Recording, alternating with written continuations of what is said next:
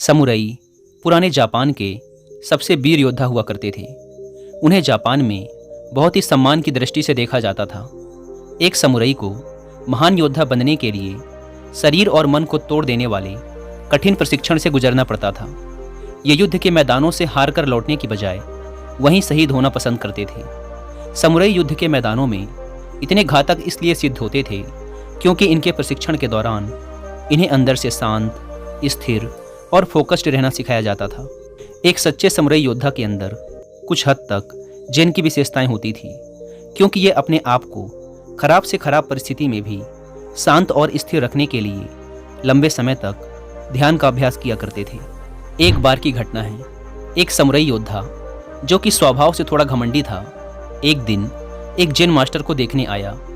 Samurai अपनी वीरता के लिए बहुत प्रसिद्ध था, लेकिन जेन मास्टर की सुंदरता, उनकी शांति और वहां बैठे लोगों की नज़रों में मास्टर के प्रति सम्मान को देखकर वह अचानक खुद को हीन महसूस करने लगा। उसने गुरु से कहा, मैं हीन क्यों महसूस कर रहा हूँ? अभी एक क्षण पहले तक तो सब कुछ ठीक था, लेकिन जैसे ही मैंने तुम्हारे दरबार में प्रवेश किया, अचानक मुझ में हीन भावना आ गई। मुझे ऐसा पहले कभी नहीं लगा।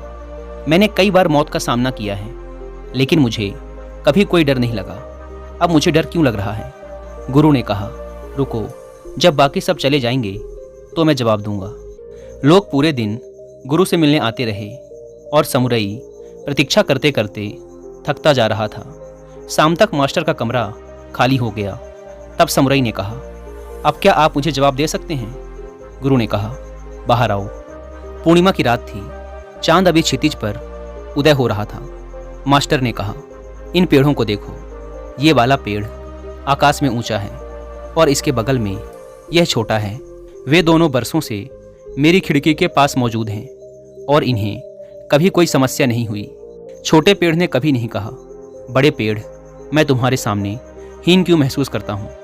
यह पेड़ छोटा है और वह पेड़ बड़ा है, मैंने कभी इनकी फुसफुसाहट क्यों नहीं सुनी?